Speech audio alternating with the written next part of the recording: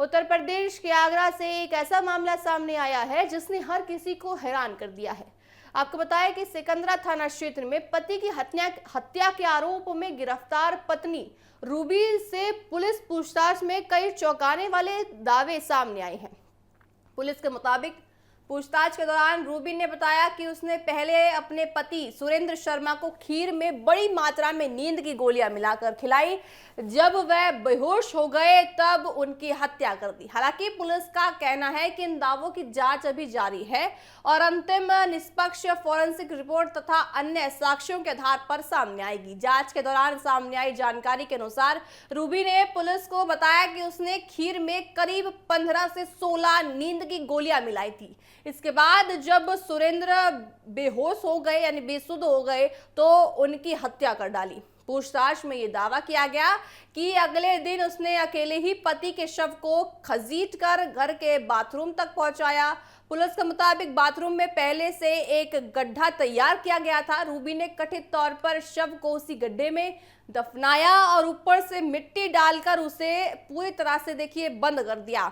इसके बाद किसी को शक ना हो इसलिए उसने एक मिस्त्री को बुलाकर बाथरूम की मरम्मत कराने की बात कही और पूरे फर्श पर सीमेंट का प्लास्टर भी कराया गया। बाहर से देखने पर किसी को अंदाजा नहीं हुआ है कि उसी फर्श के नीचे एक शव है और उसी के पति का शव हो सकता है। वो कोई भी देखकर नहीं अनुमान लगा सकता। इसके बाद करीब 1.5 महीने तक गुमशुदगी का नाटक भी चलाया गया पत्नी के द्वारा। पुलिस के अनुसार रूबी लगातार कहती रही कि उसके पति उससे झगड़ा करके घर छोड़कर चले गए। उसने दावा किया कि सुरेंद्र अपने साथ 5,000 रुपए भी ले गया था और कुछ दिनों में वापस लौट आएंगे। इसी कहानी के आधार पर परिवार और पुलिस उनकी तलाश में जुटी रही। जांच में यह भी सामने आया कि रूबी खुद पुलिस के साथ सीसीटीवी फुटेज देखने लगी थी और देखने के लिए देखिए बोलती थी और पति की तलाश भी करती थी पुलिस के साथ मिलकर। वो लोगों के सामने रोती थी और बार बार अलग अलग बातें बताकर जांच को दूसरी दिशा में ले जाने की भी पूरी कोशिश रूबी कर रही थी। पुलिस अब ये जांच कर रही है कि क्या ये सब पहले से बनाई गई योजना का हिस्सा था या मृतक के बड़े भाई अनिल शर्मा ने पुलिस को बताया कि घटना के समय रूबी ने उन्हें फोन पर कहा था कि घर पर पुलिस आई है इसलिए मां और दोनों बच्चों को अपने साथ ले जाए। उसने ये भी कहा था कि घर के अंदर मत आना और बच्चों को बाहर से ही ले जाना। बाद में उसने परिवार को बताया कि सुरेंद्र कहीं चले गए और जल्द लौट आएंगे। कुछ दिनों बाद रूबी बच्चों के साथ राजस्थान भी चली गई और करीब 1 सप्ताह बाद वापस आगरा लौटी।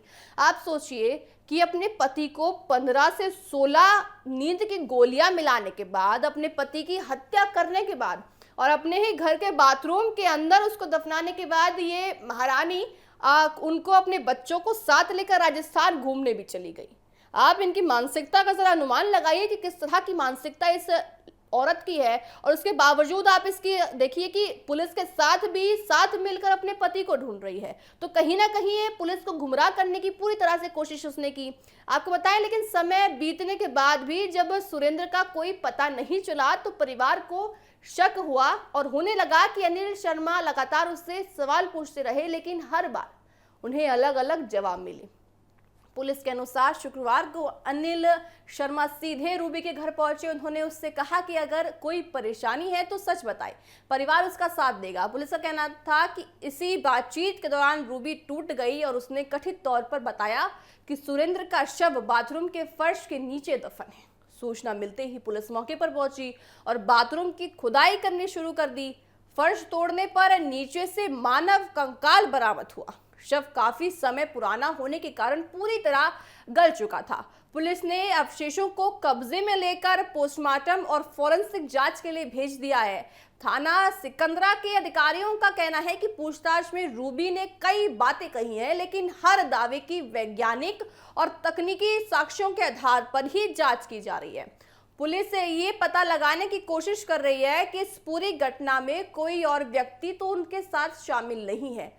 Call detail, bank record, forensic report और अन्य सबूतों की जांच अभी की जा रही है।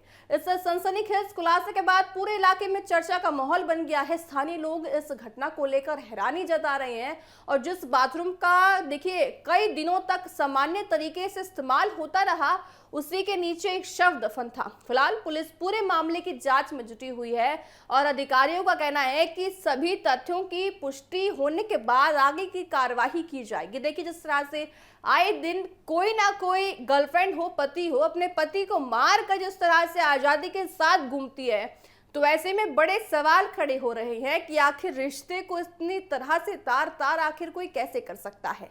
और अगर आपको कोई समस्या थी तो आप उसको डिवोर्स दे सकते थे, तलाक दे के अपने रिश्ते को खत्म कर सकते हैं, लेकिन ऐसे किसी को मारना और मारने के बाद इस तरह से आजादी के साथ घूमना अपने आप में देखिए सवाल खड़े करता है। अब देखा जाएगा कि इस जांच में और क्या कुछ नए खुलासे सामने आते हैं और किस तरह से रूबी ने ये पूरा षड्यंत्र रचा है और क्या क्या नए खुलासे रूबी के द्वारा होते हैं, ये देखने वाली बात होगी।